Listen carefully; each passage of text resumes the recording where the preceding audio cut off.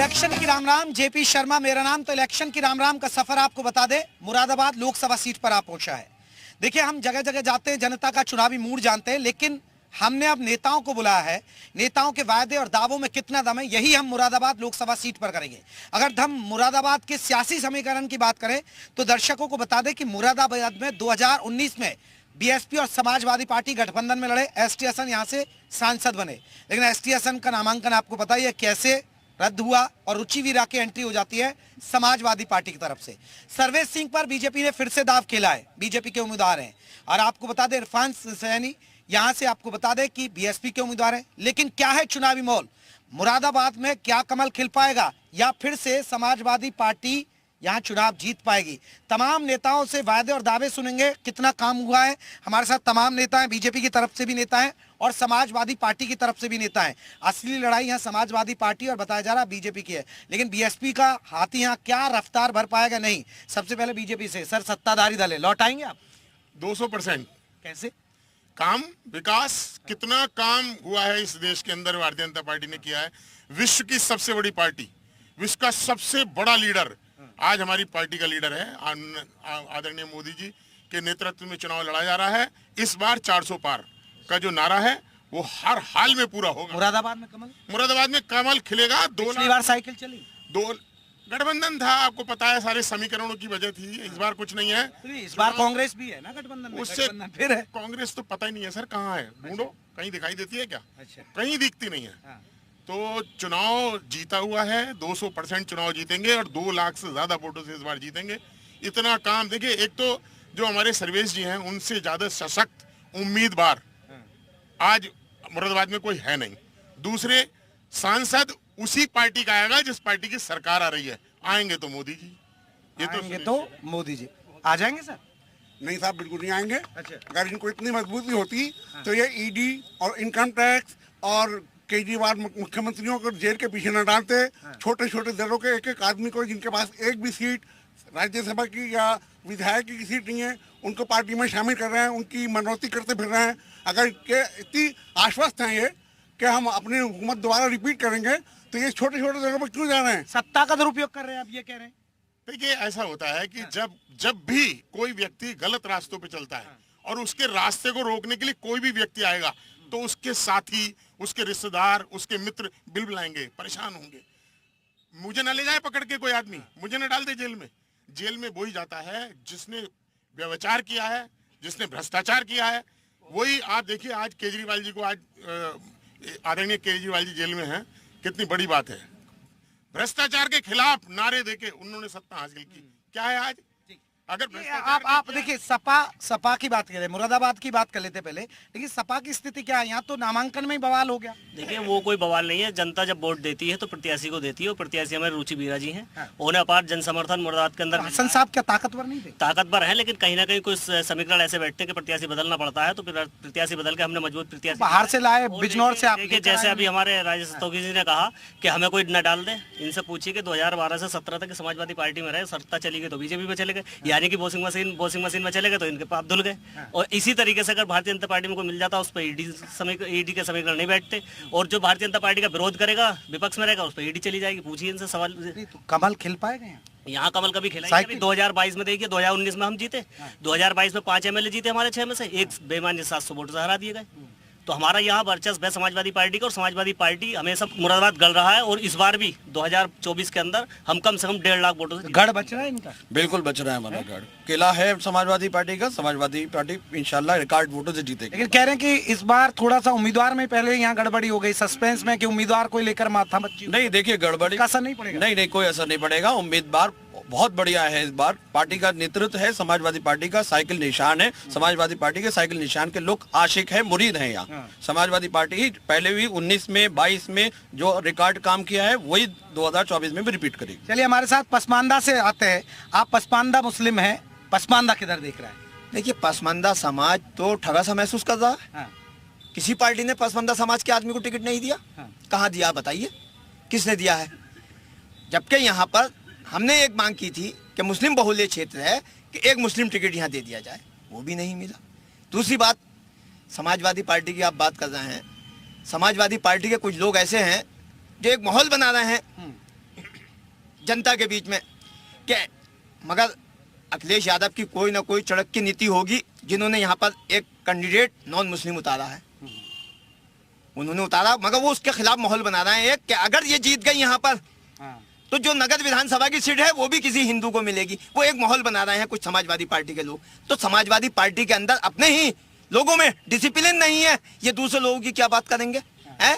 Bharatiya Janata party के अंदर discipline है, कांग्रेस में डिसिप्लिन है और बीएसपी के अंदर डिसिप्लिन है, मगर यहाँ पर अखिलेश यादव को अगर टिकट काट दिया जाता तो अखिलेश यादव को कह दिया जाता क्या बीजेपी के दलाल हैं, ये बीजेपी के एजेंट हैं, ये बीजेपी के लिए काम कर रहे हैं। एक बड़ा सवाल है, क्योंकि पसमानदा मुस्लिमों पर बीजेपी ने डोरे डाले, योजनाएं पहुंचाई, देखिए हम पसमानदा मुसलमानों को, तो पसमानदा मुसलमान बीजेपी की तरफ देख रहा है क्या? बिल्कुल देख रहा है, बहुत सारे सम्मेलन भी किए देख रहा है, बिल्कुल। हाँ। और सम्मेलन भी हुए हैं और दूसरी बात यह है कि जो योजनाएं हैं बीजेपी की उसका लाभ भी उठा रहा है। हाँ। उसका बीजेपी आएगी जाएगी? अरे 100% आएगी सर, ये देश का चुनाव है और देश के चुनाव में जनता ये देखती है कि कौन सा नेता जो वादे करता है वो उसे पूरे करता है या नहीं करता।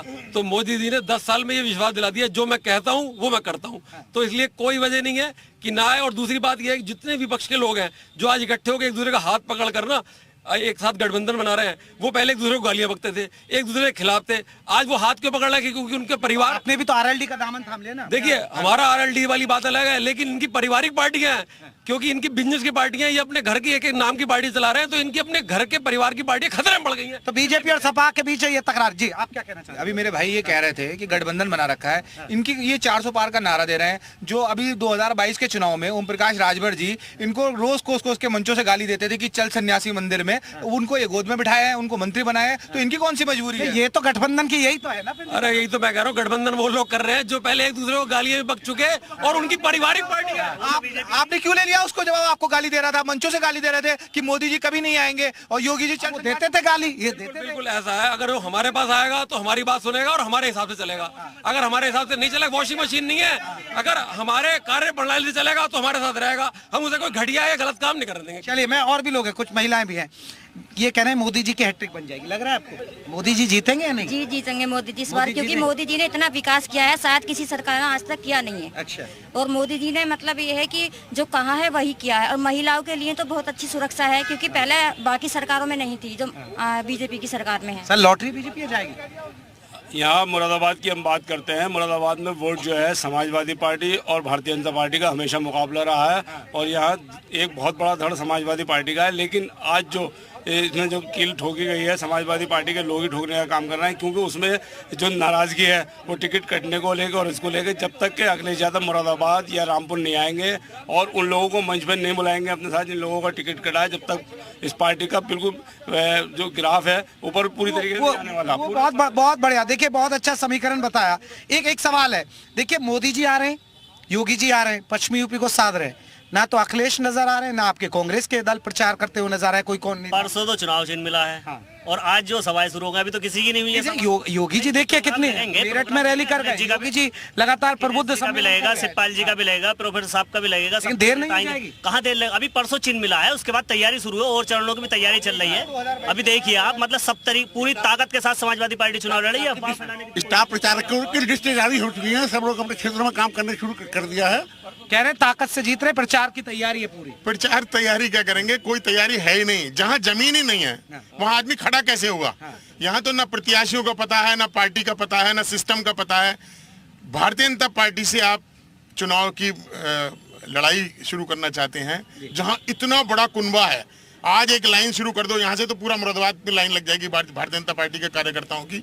आज इतना बड़ा कैडर हमारे पास है, हमारे यहाँ रोज पिछले 2 साल से मीटिंगें हो रही हैं, कार्यक्रम हो रहा है, बूथ पे काम हो रहे हैं। क्या करेंगे? रही बात यह कि था वो अभी भाई ने हमारे कहा कि समाजवादी पार्टी में थे, तो मेरा दिल कुड़ता था उस पार्टी में। कट्टर मुस्लिमवादी की बात करते थे आप लोग। एक मीटिंग में मैं था, अकेला हिंदू, सारे मुसलमान थे। एसटी हसन साहब के सामने एक मीटिंग थी, मैंने ये तो आप पर आरोप लगाते हैं। हाँ कहेंगे ना, कहेंगे कभी इस तरह। ये कह रहे कि मुस्लिम भारतीय जनता पार्टी का, चाहे वो लोकल प्रवक्ता हो, नेशनल प्रवक्ता हो, एक मिनट कोई सा भी प्रवक्ता हो, 5 मिनट से ज्यादा विकास के नाम पे बात नहीं कर सकता, रोजगार के नाम पे बात नहीं कर सकता। वो हिंदू मुस्लिम पाया था। ये कह रहे आप हिंदू मुसलमान करने, हम तो विकास की बात करते हैं। इन्होंने कहा समाजवादी पार्टी छोड़ गए, मैं तो उससे पहले कांग्रेस में भी था। अरे भाई, जिस पार्टी की नीति आपको समझ में आएंगी, मुझे भारतीय जनता पार्टी ने राम मंदिर दिया, मैं इसलिए भाजपा के साथ हूँ। माननीय अध्यक्ष जी ने भी कहा है कि मैं समाजवादी में उसमें रहा। अध्यक्ष जी ने तो समाजवादी के अंदर इतने लाभ उठाए कि भाजपा के अंदर किसी ने ना उठाए होंगे। और यहाँ पर जितने भी भाजपा की सपोर्ट खड़े हैं, जो सपोर्ट कर रहे हैं, मैं आपको एक बात आपकी मीडिया के माध्यम से बताना चाहता हूं। अभी जैसे मेरे बड़े भाई सलाउद्दीन मंसूरी साहब खड़े हैं, अभी पिछले दिनों में ये भी पिछले दिनों में समाजवादी के घोड़े पर सवार थे, आज ये भाजपा के घोड़े पर सवार हैं। तो आज ये भाजपा की बात कहने को तैयार हैं। मगर मुरादाबाद के अंदर, मुरादाबाद की आम जनता से दिल से जाकर पूछेंगे आप, तो आपको तब पता चलेगा कि रुचि वीरा जी यहाँ पर कितने वोटों से। एसटी हसन साहब को यहाँ उतार दिया इन्होंने, टिकट। सर देखिए मेरी बात सुनिए, अगर आप इस तरीके की अगर बात करेंगे तो पीलीभीत में अगर आप जाएंगे तो पीलीभीत से आप देखेंगे वरुण गांधी जी का टिकट काटा। गाजियाबाद जाएंगे, एसटी हसन तो ताकतवर सांसद नहीं सर, ताकतवर की नहीं तो सर कोई लड़ाई थोड़ी लड़नी है, ये सियासत की जंग है सर। क्या सियासत? मैं आपको ये बता दूं, ये एसटी हसन जी के लिए कह रहे हैं। एसटी हसन जी आज तक ना तो कभी जनता के बीच में दिखे, ये राजनीतिक समीकरणों की बात कर रहे हैं कि ये उस पार्टी में थे, उस पार्टी में थे। अगर ये मुख्तार अंसारी की मृत्यु की न्यायिक जांच की मांग करते हैं, तो जो बदायूं में 2 छोटे बच्चों की दर्दनाक मृत्यु हुई है उसकी न्यायिक जांच की मांग ये गठबंधन क्यों नहीं करता? इंडिया गठबंधन वाले एक मुसलमान को टिकट दिया, जहाँ मुसलमान बहुमत से है वहाँ भारतीय जनता पार्टी ने टिकट दिया। ये क्या माहौल, क्या समीकरण बना? देखिए 27 मार्च से पहले समाजवादी वाले जो कह रहे हैं रुचि वीरा जीतेंगी, 27 मार्च से पहले इनमें से कोई नाम भी नहीं जानता था। 27 मार्च को दोपहर को पैराशूट से वो लैंड हुई अचानक से, एकदम से कैंडिडेट बना दिया गया। तो उन्हें कौन जानता है? उन्हें कोई जानता नहीं, उन्हें कोई जिता नहीं रहा। और एसटी हसन साहब खुद कह चुके हैं कि मैं मुरादाबाद से नई सीट जीतने दूंगा, मैं यहाँ पे कोई प्रचार नहीं करूंगा। तो सबके कैंडिडेट अलग है, तो बीजेपी क्लियर। एसटी हसन साहब के तो साथ दुख, ये छलावा हुआ ना? क्यों छलावा? ये पार्टी का फैसला है, माननीय राष्ट्रीय अध्यक्ष जी का फैसला है। जो पार्टी का फैसला होता है 2019 के अंदर उन्हें दिया, नामांकन मत करवाते फिर। ये पार्टी का फैसला 26 तक क्लियर था। एसटी हसन कैंडिडेट है, उनको सिंबल दे दिया गया था, उन्होंने नामांकन करा दिया। उसका 27 को उन्हें पता लग रही है कि कहते हैं कि रुचि वीरा आ गई। मुझे क्या लग रहा है यहाँ मुरादाबाद का? मुरादाबाद में तो सीधा हिसाब है, तो बीजेपी पक्की है। पिछली बार बिल्कुल भी मैदान में इस वक्त कोई नहीं है। 2022 के अंदर देखिए 6 में से 5 सीटें समाजवादी पार्टी ने जीती थी। 2019 का आप रिकॉर्ड उठाएंगे तो समाजवादी पार्टी जीती थी। 2017 में देखिए आप, है अच्छा वो बेमानी से जीती थी, आप अब ईवीएम हैक करते हो। आपको क्या लग रहा है इसका मामला? सर असल में मुरादाबाद की जो स्थिति है, वो स्थिति में एक विषय और जानने लेना जरूरी है जनता के लिए कि एक बार अजरुद्दीन आए थे मुरादाबाद में चुनाव लड़ने, उन्हें जनता ने प्यार दिया और उन्हें सांसद बनाया। अजरुद्दीन 5 साल लौट के नहीं आए। दोबारा कांग्रेस इस बार रुचि वीरा को लेके आई है मुरादाबाद में चुनाव लड़ाने के लिए। रुचि वीरा के अलावा कोई मुरादाबाद में कैंडिडेट नहीं मिला इन्हें, समाजवादी पार्टी को। एक भारी प्रत्याशी मैं आ रहा हूं। हमारे राष्ट्रीय अध्यक्ष महिलाओं को सम्मान देते हैं। उन्हें सम्मान देने के लिए एक काबिल महिला औरत को यहाँ कैंडिडेट बनाया है और इसके अंदर और एक नया संदेश दिया है उन्होंने। नहीं, हसन साहब का टिकट फिर नामांकन मत कराते ना उनसे भी। नहीं ऐसा है, जब वो कैसा? देखिए आप भाई, हमारे लोग कह रहे हैं बाहरी लोग देखिए मुरादाबाद में 5 विधानसभा लगती है लोकसभा में, एक विधानसभा हमारे बिजनौर की लगती है बड़ापुर, वो वहीं की है। और हिंदू कॉलेज से उन्होंने स्नातक किया, वो लोकल में किसने कह दिया बाहरी है? इन लोगों को जानकारी है नहीं, कह रहे हैं कि साहब हमने नाम ही नहीं सुना। वो पूर्व में सरकार में, उत्तर प्रदेश सरकार में मंत्री रही है, विधायक रही है, जिला पंचायत अध्यक्ष रही है, इन्हें मालूम ही नहीं है। ठीक है, देखिए सबसे बड़ी बात यह है समाजवादी पार्टी को इस पर गहनता से विचार करना पड़ेगा कि जिसका आपने टिकट काटा वो ये कह रहा है मैं मुरादाबाद में इसका चुनाव नहीं लड़ाऊंगा, और जिले का संगठन और महानगर का जो संगठन है वो अभी तक घर के अंदर बैठे हैं और वो ये कहना है रुचि वीरा को हम चुनाव नहीं लड़ाएंगे। तो ये आज भी सुनिए, आज भी समाजवादी पार्टी कार्यालय पे आज भी मीटिंग हुई है और सब लोग मौजूद थे। एसटी हसन साहब को लेकर जो ये लोग कह रहे हैं उनका सिर्फ ये बयान है, सस्पेंस है बीजेपी यहाँ समाजवादी पार्टी में है। सिर्फ फुटबॉल का फायदा होगा, फर्का पड़ा हुआ है, कुछ नहीं होना है, सब ये ऐसे ही पानी बिखरा हुआ रहेगा और बीजेपी ऐसी ही जीत जाएगी 2-2.5 लाख वोटों से।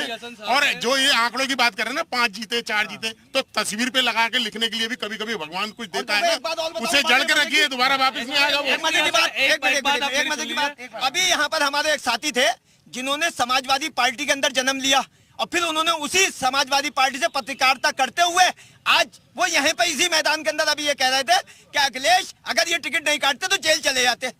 इतनी बड़ी बात कह रहे थे वो, उनकी औकात इतनी थी कि वो ये कह रहा था कि वो मैं एक बड़ा सवाल, चलिए मैं मुद्दों आ रहा हूं, और भी लोग हैं। एक मुद्दों की बात है, यहाँ सबसे बड़ी बात है कि यहाँ समाजवादी पार्टी और बीएसपी मिलकर लड़े।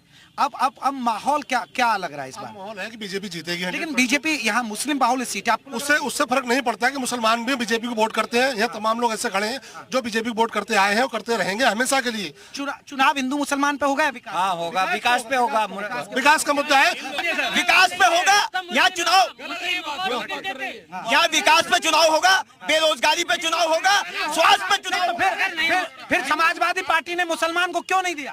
वो संगठन है कि काम जीत रहा है, ऐसे ही तो ये सबका साथ सबका विकास। तो यही कह रहे हैं ना कि जो जीतेगा उनको ये नारा जो है मोदी जी का है, सबका साथ सबका विकास, मगर उस पर खरे उतरे हैं अखिलेश साहब। उन्होंने सबके साथ सबके विकास के लिए जो मुस्लिम बहुल्य सीट है, अखिलेश साहब क्या करेंगे? प्रदेश में गिनती गिनने के लिए ना विधायक है ना सांसद है, देश चला लेंगे। अपना घर तो चलाया नहीं जा रहा, देश चला लेंगे। रावण का बहुत बड़ा वक्त थी, रावण के पास हथियार थे और श्री राम जी के पास कुछ नहीं था, समझे आप? उसके बाद उन्होंने उस पर विजय पाई। हमारे अखिलेश जी, उनके पास आज सत्ता नहीं है, लेकिन आज एक बड़ा सवाल, एक बार प्लीज बाबूजी एक बड़ा सवाल, क्योंकि देखिए हम पश्चिमी यूपी में, प्लीज अभी रुके पश्चिमी यूपी की बात कही जाती थी, पहले गुंडागर्दी होती थी, दंगे हो जाते थे, कर्फ्यू लग जाता था, वो स्थिति योगी सरकार के आने से बदली है और उसका प्रदेश में पश्चिमी उत्तर पूरे प्रदेश के अंदर इतना सुशासन, इतना बढ़िया प्रशासन चल रहा है जिसका जवाब नहीं हो सकता है कि ये पिछले 10 साल 7 साल योगी जी के ऐसे कटे हैं कि शायद 70 साल भी ऐसे नहीं होंगे। गुंडागर्दी कम हुई, गुंडागर्दी कम हुई है, कुछ सुकून रहा है। जो पहले जानवर गुंडागर्दी कम हुई या नहीं हुई? गुंडागर्दी कम हुई, नहीं तो गुंडागर्दी है। आप अभी देखिए आप बदायूं में क्या कहानी, गुंडागर्दी पहले से 100 गुना बढ़ी है, लेकिन वो बीजेपी में बढ़ी है और बीजेपी वाले उसको क्लीन चिट दे। सर पहले महिलाओं को डर लगता था, कितने बड़े खिलाड़ियों ने धरने किए हैं, नहीं